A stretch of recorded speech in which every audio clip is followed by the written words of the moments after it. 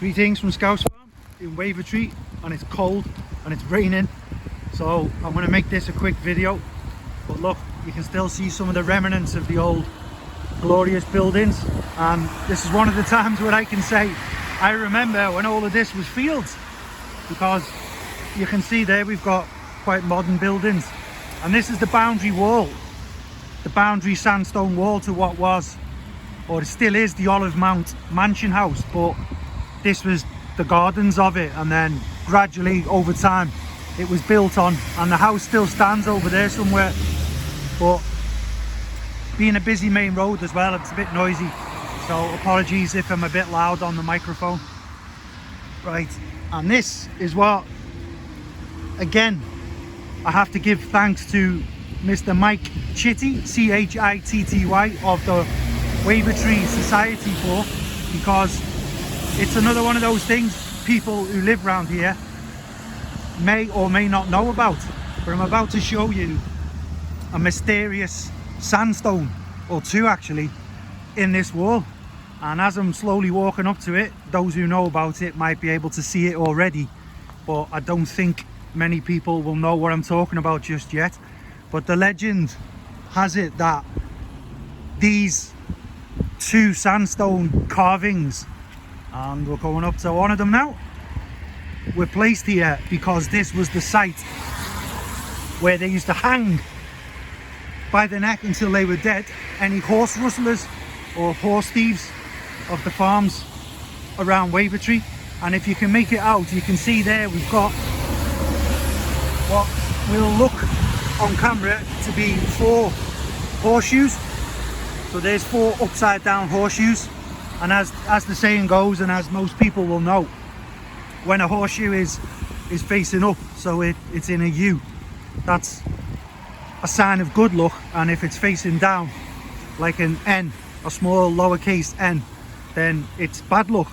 So for whatever reason, these have been placed here upside down, so that suggests a nefarious motive for doing so. And the next one, which when you look on Street View at a sandstone wall trying to find these things, it took me a while because I didn't know how far down the road it was. But I tell you what, I was like, no, I'm not stopping until I find them. So I found that one, and then I was going to give up because I thought the other one was, if I spin around, I thought the other one was by that tree, because I watched an old video and I think I saw something by the tree, but it wasn't. And I just thought, well, I'll go right down the span of the wall, and then maybe I will, maybe I won't find one. But I have, and I found the other one, and it's on the corner here of Thingwall Road. So you can see here we have the other one. So 2 sandstone carvings, or carvings in the sandstone, of upside down horseshoes, 4 thereof. So a horse has 4 legs, 4 hooves. So it could just be a reference to one particular horse, I don't know. But as the legend goes, it's where they hung the horse rustlers. And there was another legend that it could be to do with Shack Lady Smithy.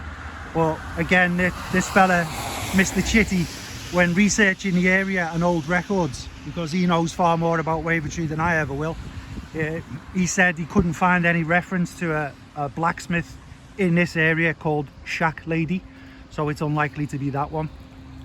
And for those who've been watching the channel recently, you'll know I've done a couple of videos in Wavertree, and Wavertree Garden Suburb is down this road where I'm about to walk now. So this is Thingwall Road. Just zoom in on the sign, and then this busy one going that way, that's Childwall Road, and that leads up to the 5 ways roundabout. But you can just see and imagine when this was the area built for the merchants. Look at the size of the houses, the grandeur of the mansion houses. And a lot of them now have been split into apartments or flats.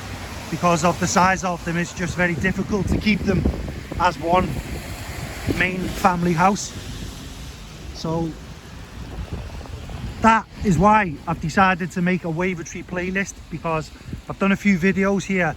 I've done videos about the Picton clock and a good walk around, and I've got one more video to do at least. So I'm going to knock up a little Wavertree playlist, and I'll place all the videos in there.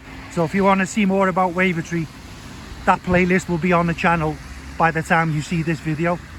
So I'm getting drenched and I've got to get back in some flats to do some leaflet dropping. So thank you all very much for watching. Have yourselves a great day, and Scouse Farm, we'll see you all again soon.